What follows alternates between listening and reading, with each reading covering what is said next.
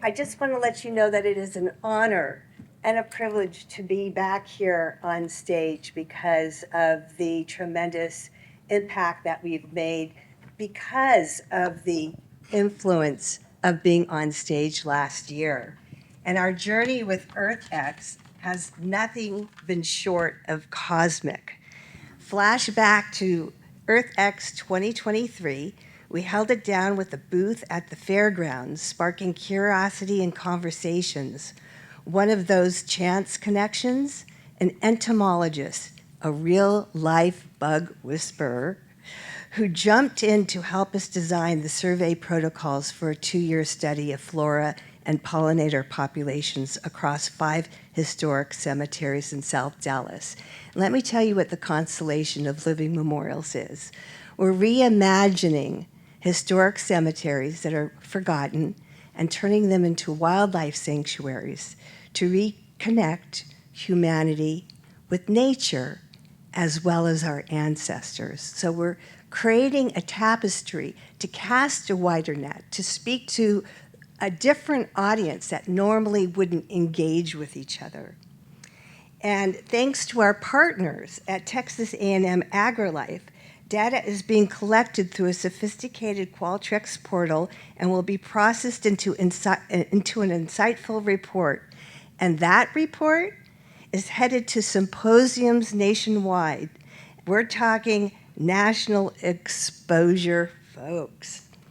But wait, 2024, we took the EarthX stage last year with local heroes like David Marquise, Garrett Boone, and Arun Agrawal. It was powerful, it was moving, and it landed us on the front page of the Dallas Morning Metropolitan section. And then things went interstellar.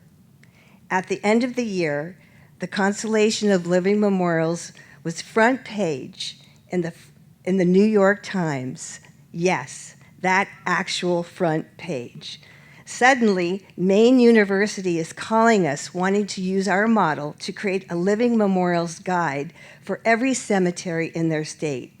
And I said, well, while you're at it, how about if you create a template for the rest of the states that will follow you? And they said, of course.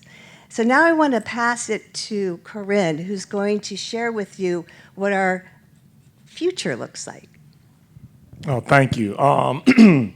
Number one, I've been inspired today.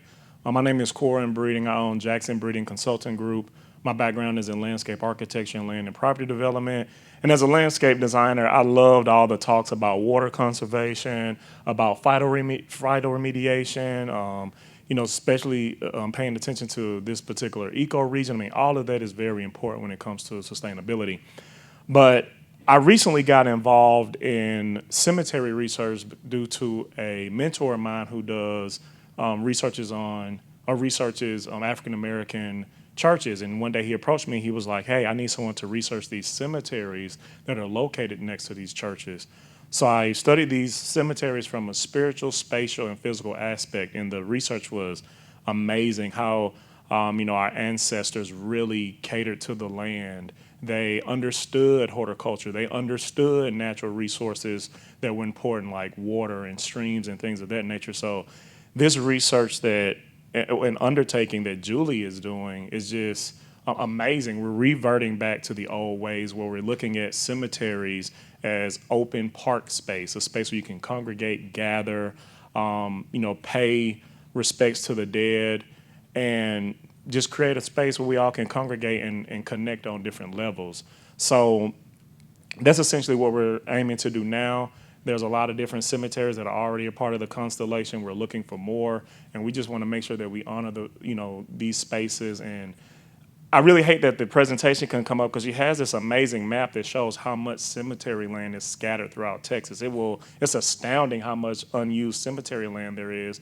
And we think about sustainability. Part of that is reusing gray fields and brown fields instead of always, damaging, the green fields that we have. So I think that is one catalyst to utilize some of these urban spaces that are currently not being used. And in regards to community engagement, what does that look like? master naturalists and master gardeners are coming in to support the restoration projects, as well as 4-H. So children are coming in and learning entomology and learning what a native plant wildlife sanctuary represents here in this particular ecosystem. And we're also just initiated wellness cooking classes in the cemetery, where we walk the property to look at the herbal value of what the native plants have to offer and how to add them to the dishes. And so the list is going to continue in how we engage with community. And we welcome all of you to volunteer, or if you want to learn more, we will be around at the happy hour that is being provided generously by EarthX. And so I want to end by, can you imagine what's going to happen now when we leave the stage and what we hope to report next year? And by the way, just this morning, I got a call, I got an email from somebody in the government of San Antonio Preservation. They have 32 cemeteries where they want to implement our program down there. So it's happening. So thank you so much.